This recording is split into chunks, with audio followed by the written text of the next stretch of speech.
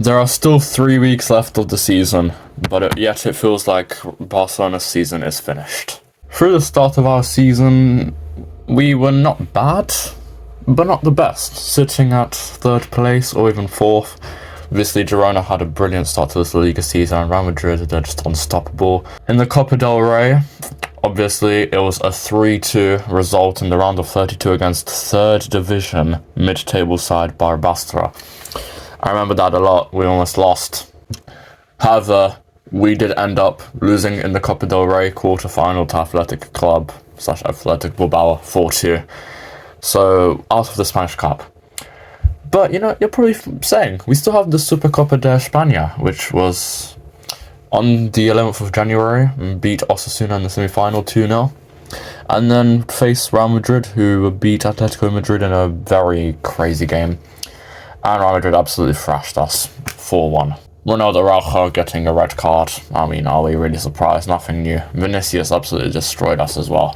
And then after losing to Athletic Bilbao in the Copa del Rey, on the 27th of January, we lost 5-3 to Villarreal. I still remember that. It was an absolutely crazy result, to be honest.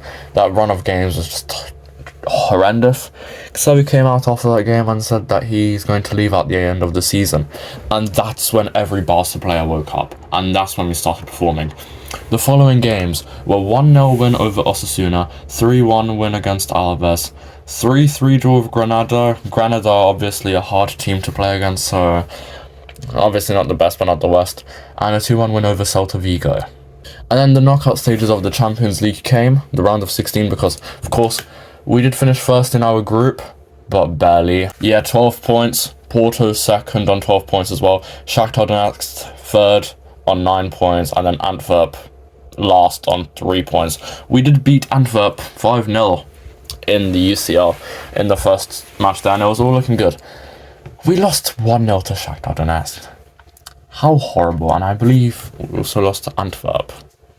Yes, and we also lost to Antwerp. But we did make it somehow to the round of 16. First game, 1-1. It was a pretty boring game. I mean, I did watch it. It was not bad, to be honest. And then we go back to La Liga. Very lovely 4-0 win over Getafe, I have to say. Back to our best. A 0-0 draw with Athletic Bilbao. Yeah, that is a much better improvement compared to losing against them 4-2. Only 1 month prior. Or 2 months, prior, my bad. And then a 1-0 win over Mallorca, where Lamine Yamal carried us. Yeah, the 16-year-old. And the UCL second round against Napoli came, and I was ecstatic.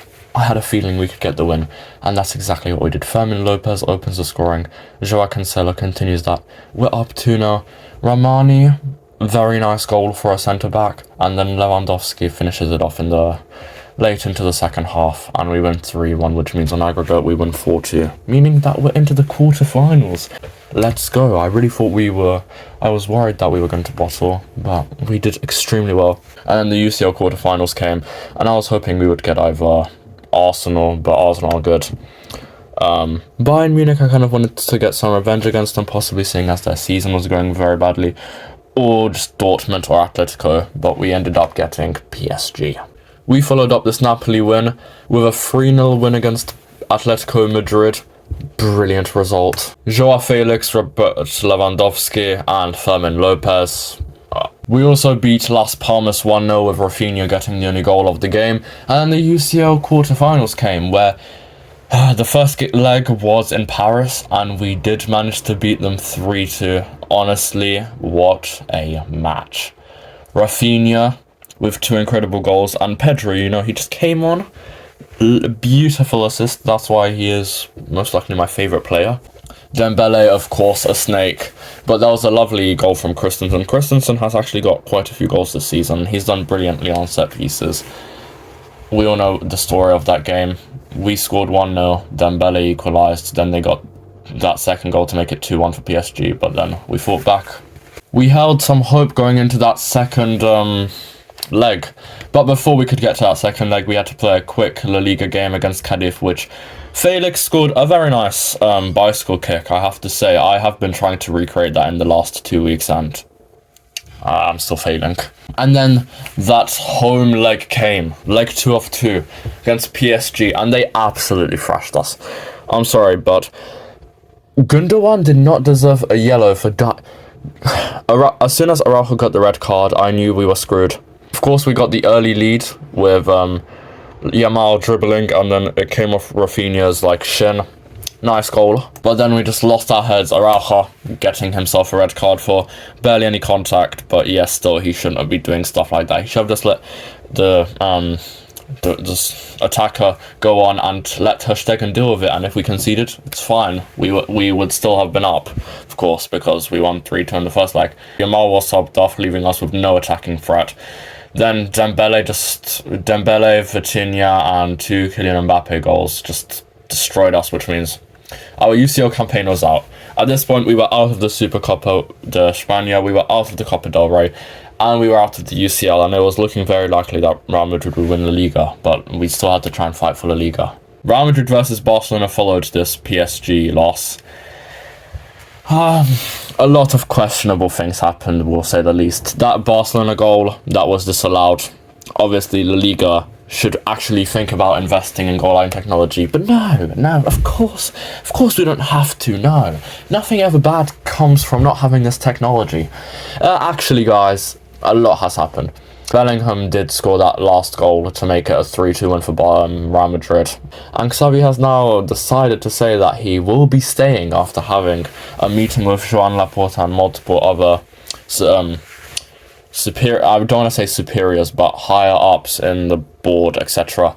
And Xavi has decided to stay for next season, which means Vitor Roque is not going to get any more game time. We already know that, which consequently means we've wasted 40 million, I guess, until Xavi leaves and Lewandowski leaves. I mean, Lewandowski's done pretty well, but still I want to see Roque play. And I want to see Gui playing as well. Where has he gone? He doesn't get any game time anymore since we got Roque and Lewandowski's actually started performing. But we have since followed this up with a 4-2 win over Valencia. Very nice indeed, I have to say. We have been very clinical in front of goal, which we could not have said, which we just did not, we were not able to say that at the start of the season. But yesterday against Girona, Christensen scores in the 3rd minute, but then they straight away equalise, making it 1-1 in 4 minutes already. Crazy. But now they're back in 2nd, and Real Madrid won La Liga yesterday. All Barca fans can relate. We are stuck. We need some hope.